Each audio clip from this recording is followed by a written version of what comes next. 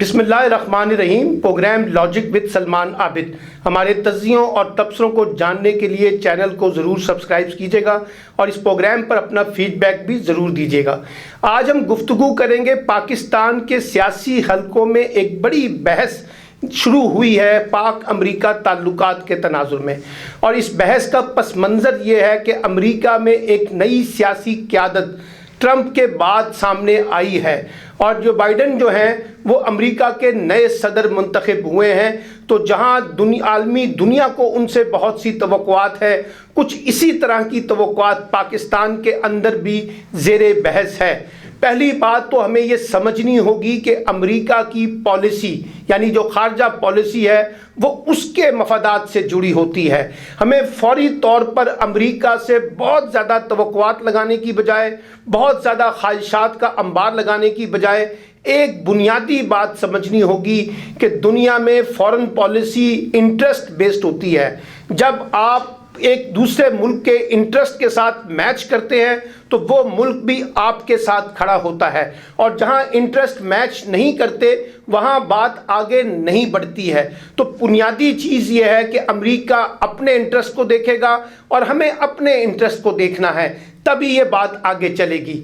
دوسری ایک اہم بات جو امریکہ کے نئے صدر کو اس وقت درپیش ہے وہ دو محاذوں پر ہے۔ پہلا محاذ یہ ہے کہ جو ٹرمپ کا پاپولرازم ہے، یعنی جس نے 7 کروڑ سے زیادہ ووٹ حاصل کیے ہیں، یہ فنومنا اتنی آسانی سے ختم ہونے والا نہیں ہے۔ ٹرمپ نے امریکی سیاست میں جو ایک تقسیم پیدا کی ہے اس سے نمٹنا ایک بڑا چیلنج ہے بائیڈن کے لیے، اور خود جو بائیڈن نے اعتراف کیا ہے کہ وہ امریکہ کو دوبارہ یونائٹ کریں گے۔ جو ڈویژن پیدا ہو چکی ہے امریکی معاشرے میں خوفناک حد تک، اب وہ کس طریقے سے اس کو یونائٹ کر سکیں گے، یہ ایک بڑا سوال ہے۔ دوسرا بڑا سوال اکانومی کی ریوائول کا ہے۔ امریکہ اس وقت ایک عالمی طاقت کی حیثیت رکھتا ہے، لیکن کووڈ نے امریکی معیشت کو بھی بڑے جھٹکے دیے ہیں، اور خاص طور پہ وہاں کے جو مڈل کلاس اور لوئر مڈل کلاس ہے ان کی اکانومی کو کھڑا کرنا خود امریکہ کے لیے ایک بڑا چیلنج ہے۔ تو اس لیے ایک بات تو سمجھنی ہوگی کہ امریکہ کے سامنے اس وقت خارجی معاملات سے زیادہ داخلی معاملات زیادہ اہم ہیں، اور بہت زور لگانا پڑے گا بائیڈن کو اپنی ڈومیسٹک پالیٹکس کے اندر تاکہ چیزیں درست سمت میں آگے بڑھ سکیں۔ دوسری بات جو بہت امپورٹنٹ ہے کہ یہ بھی کہا جا رہا ہے کہ جو ٹرمپ کا پاپولرزم ہے وہ ایک سٹرونگ اپوزیشن بھی بنے گی بائیڈن کے لیے، تو بائیڈن بہت زیادہ مضبوط بھی شاید نظر نہ آ سکیں، ان پر ایک بڑا دباؤ جو ہے وہ ریپبلکن کا، ٹرمپ کا بھی ہوگا، امریکن اسٹیبلشمنٹ کا بھی ہوگا۔ تو خود ہمیں امریکہ سے بھی بہت بڑی توقعات وابستہ نہیں کرنی چاہیے۔ اب جہاں تک پاکستان کا تعلق ہے، پاکستان 3 بنیادوں پر ایک بات امریکہ کی طرف دیکھ رہا ہے۔ پہلا مسئلہ تو افغان پیس پروسیس ہے، اور ابھی امریکی نئی انتظامیہ نے انڈیکیشن دیا ہے کہ وہ طالبان کا افغان حکومت کے اور امریکہ کے درمیان ہونے والا جو معاہدہ ہے اس کو دوبارہ ریویو کریں گے، یعنی ایک نیا پنڈورا کھولنے کی بات کی ہے۔ وہ کریں گے یا نہیں کریں گے یہ آنے والا وقت ثابت کرے گا، لیکن بڑی توقع یہ ہے کہ جو افغان پیس پروسیس آگے بڑھ رہا ہے اس کو امریکہ کی نئی حکومت کس انداز سے آگے لے کے چلتی ہے، اور اس میں نئے نئے تجربے یا نئے نئے پنڈورے کھولنے کی بجائے جو پروسیس آگے بڑھا ہے اسی کو لے کر آگے چلا جائے، کیونکہ 18 برسوں کے بعد ہم نے دیکھا افغان حکومت اور افغان طالبان کے درمیان ایک تحریری معاہدہ ہوا ہے، اس میں پاکستان کا ایک بڑا کلیدی رول ہے۔ تو کس انداز سے افغان پیس پروسیس کو لے کے چلا جائے گا، کیونکہ افغانستان کا جو ریزولوشن ہے وہ بنیادی طور پر افغانستان، پاکستان سمیت پوری جنوبی ایشیا کی سیاست، اس ریجنل پولیٹکس کے لیے بہت میٹر کرتی ہے۔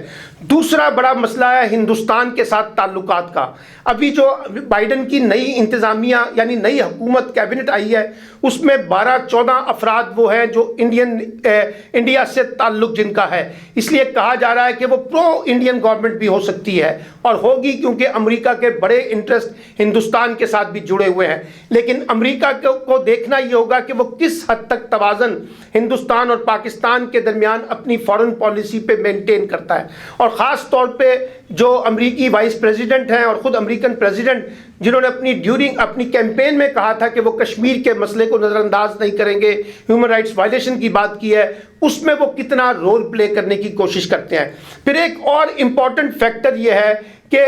جو ٹرمپ نے جاتے ہوئے کہا کہ انہوں نے اپنے دورے اقتدار میں امریکہ کو کسی نئی جنگ میں نہیں دھکیلا، البتہ وہ ڈومیسٹک جنگ تو شروع کر گئے ہیں، البتہ خارجی لیول پہ کوئی جنگ نہیں شروع کی۔ تو یہ بھی دیکھنا ہوگا کہ بائیڈن کس حد تک امریکہ کو نئی جنگوں سے آزاد رکھ سکیں گے، اور جو تنازعات پہلے سے موجود ہیں ان تنازعات کے خاتمے میں وہ کیا رول پلے کرتے ہیں، کیونکہ اگر افغانستان میں انہوں نے اپنے کارڈ نہ کھیلے تو یہ سارا پیس پروسیس سبوتاژ ہو سکتا ہے اور افغانستان دوبارہ ایک جنگ کے ماحول میں بھی جا سکتا ہے۔ اس لیے یہ امریکہ کے اوپر بیس کرتا ہے کہ وہ کس طریقے سے ریجنل پالیٹکس کو دیکھ رہا ہے، اور یہ تاثر اسے دینا ہوگا کہ وہ پاکستان کے انٹرسٹ کو بھی انڈرسٹینڈ کرتا ہے۔ یہ نہیں ہو سکتا کہ وہ بھارت کے ساتھ اپنے معاملات کو جوڑتے ہوئے پاکستانی انٹرسٹ کو وائلیٹ کر دے۔ پھر اسی طریقے سے چائنا پاکستان تعلقات کے اوپر بھی امریکہ کو ایک انڈرسٹینڈنگ ڈیولپ کرنی پڑے گی۔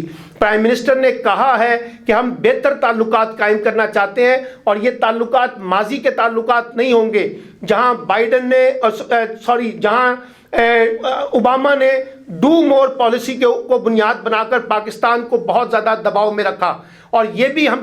پاکستان چاہتا ہے کہ اس وقت جو وار آن ٹیررزم پہ ہم نے رول پلے کیا ہے امریکہ سمیت عالمی دنیا اس کو ریکگنائز کرے، اور خاص طور پہ جو کشمیر پہ ٹرمپ نے ثالثی کی پیشکش کی تھی، یہ بھی دیکھنا ہوگا کہ بائیڈن اس پالیسی کو کس حد تک آگے لے کے چلتے ہیں، کیونکہ پاکستان پر اس وقت جو FATF کے حوالے سے خطرہ ہے، اور بھارت پوری کوشش کر رہا ہے کہ کسی طریقے سے پاکستان کو بلیک لسٹ کیا جائے، اس سے بھی پاکستان کو امریکہ کی حمایت درکار ہے، اور FATF پہ جو ہم نے اقدامات کیے ہیں اسے امریکہ سمیت عالمی دنیا کو ریکگنائز کرنا ہوگا۔ تو میں یہ سمجھتا ہوں مجموعی طور پہ اگر آپ دیکھیں تو امریکہ سے بہت زیادہ توقعات لگانے کی بجائے ہمیں اپنے ریجنل معاملات اور اپنے ڈومیسٹک افیئرز کو درست ڈائریکشن دینی ہوگی۔ ہمیں چین کے ساتھ اپنے معاملات کو آگے بڑھانا ہوگا، لیکن یہ پیغام بھی دینا ہوگا کہ ہم امریکہ کے ساتھ بھی بہتر تعلقات چاہتے ہیں۔ اور میں یہ ہمیشہ سے کہتا ہوں کہ برابری کے تعلقات بہت دور کی بات ہے، اصل میں تو ایک دوسرے کے لیے اپنے انٹرسٹ کی بنیاد کے اوپر ریلیشن شپ کو بلڈ کرنا ہوتا ہے۔ امریکہ میں اگلے چند مہینوں میں ہمیں واضح صورتحال نظر آ جائے گی کہ امریکہ کی جو ڈومیسٹک پالیٹکس ہے وہ کیا